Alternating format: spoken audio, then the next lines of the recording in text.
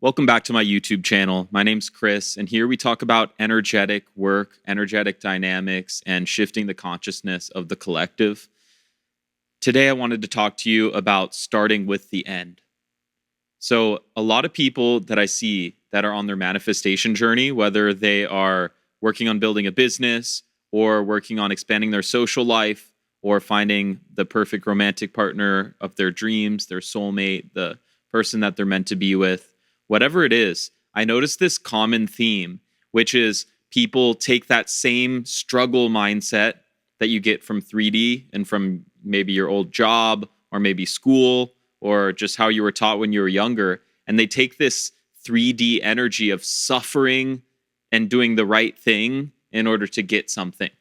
So they think they need to figure out the right path in their head, execute it properly, and then they will get whatever they're going to get. And along the way, they're going to have to suffer and struggle to get it. But there's a problem with that. And the thing is, when you're on a journey, you're not just on the journey to get the end goal in your hands. The whole journey is itself something. And if you want an amazing life, you can't just acquire something amazing. The journey actually itself has to be amazing. So a lot of people miss that part. They want to go on this journey, almost like they're going to school. They have to go through a certain amount of tests and grades, and then at the end of it, they're going to receive all their manifestations or something. And while there is a certain degree of truth that you are kind of tested by the universe in a sense, this is a really bad way to look at it in general, because we don't want to be projecting onto the future things that we can have right now, which is the complete enjoyment, being what I like to call being stoked on what is. So if you have this energy of being stoked on life, then it doesn't really matter if you're in the beginning of your journey or if you are at the part where you're at the awards ceremony thanking everyone that helped you along the journey.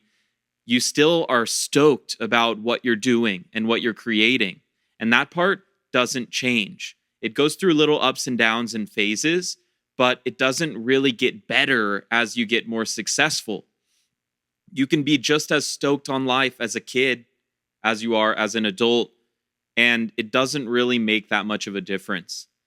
And a lot of people forget this aspect. So it's almost like they're building this wall, and this wall is built up of little bricks. And each little brick represents a moment or maybe a day in their life. And they are under the illusion that they can build a wall made of stressful, trying too hard type bricks, and that they're going to end up with everything that they've ever dreamed of. But what's going to happen is if you build a wall with stressful, pushing into the future type bricks, then the end goal is going to feel like that too, because the whole wall is made of that. You're still going to be stressed trying to keep all your manifestations or trying to get the next thing. You're going to stay in that same loop. And it's honestly kind of hard to let go of that journey on the inside where it really feels like you're making progress. But if you actually look back through life, any progress you made in there, it doesn't really translate that often into your actual life. And a lot of times we do all these mental gymnastics just to figure out the path and to analyze what we did wrong. And then we end up just spontaneously doing something awesome at some point that attracts a lot of attention and pushes us forward in a way we never really could have planned. And that's kind of how this journey is. You can try to plan it if you want, but the more you kind of let it flow through you, the better. The more you kind of get out of your own way when you can, the better. So what I like to do is start with the end in mind. I like to wake up and instead of thinking, what's the right thing that I should do in order to get from point A to point B, I think, wow, I'm at point A. Point A is awesome. I'm so stoked on point A. What should we do at point A that just feels awesome, that is flowing through me with love? What should we do?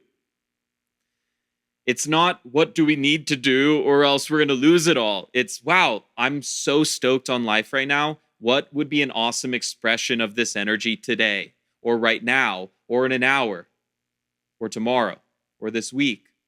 How can I express that joy of life? It's not so that I will push my journey forward.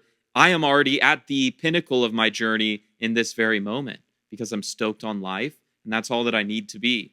The rest of it is just kind of the phenomenal journey. It's just all the things that are going to happen along the epic, awesome journey that you're on. It doesn't really matter what exactly happens because you know you're going to go through ups and downs. But start with the end in mind. If you want to be happy, you need to start with happiness. If you want to end life or end this journey that you're on stoked on what you've experienced, then you need to start it stoked on what you're experiencing now.